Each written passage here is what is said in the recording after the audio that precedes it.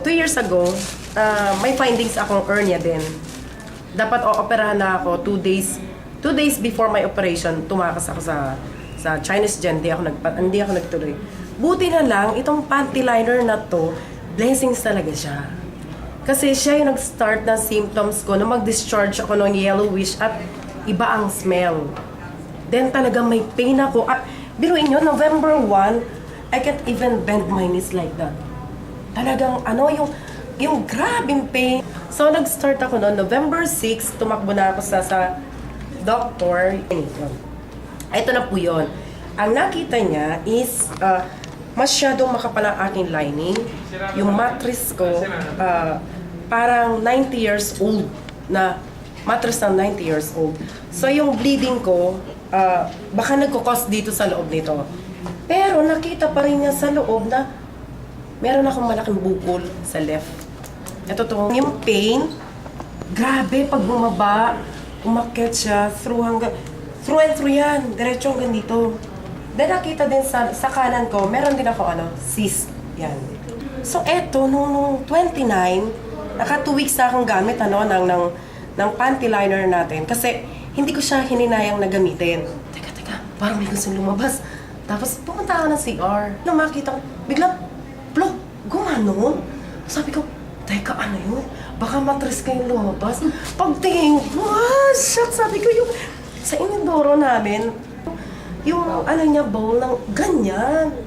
Tapos, kaya lang, ang hindi ako natakot at paglabas, ang gaan. Tapos, teka, ba't nawala yung headache ko?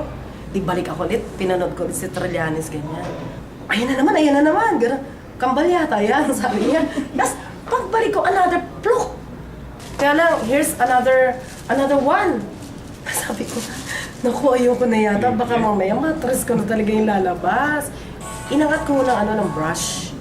Inangat ko siya ng brush. Pagtingin, yak, mama, negra, sabi niya. Kasi talaga ay sing buong buo. Pwede ng disposable, gano'n. Hindi siya makalag. Tapos meron siyang maliliit ng kula-kulani. Ito yun, sinave ko lang siya sa alcohol.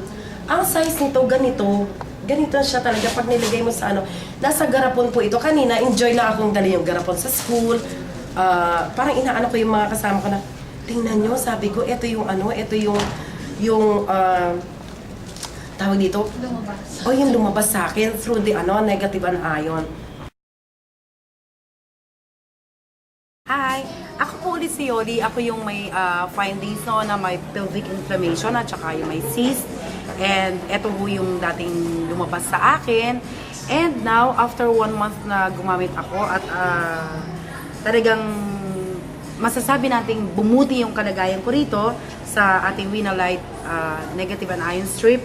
Ngayon po, nung bumalik ako sa doctor, ay clear po siya. As of now, kailangan bumalik ako after 6 months para ma-test ulit dahil sa ngayon ay clear po lahat yung aking findings. Normal. Natutuwa ako dito sa product natin dahil talagang nakatulong sa akin na eradicate yung aking virus, bacteria, and yung aking sakit.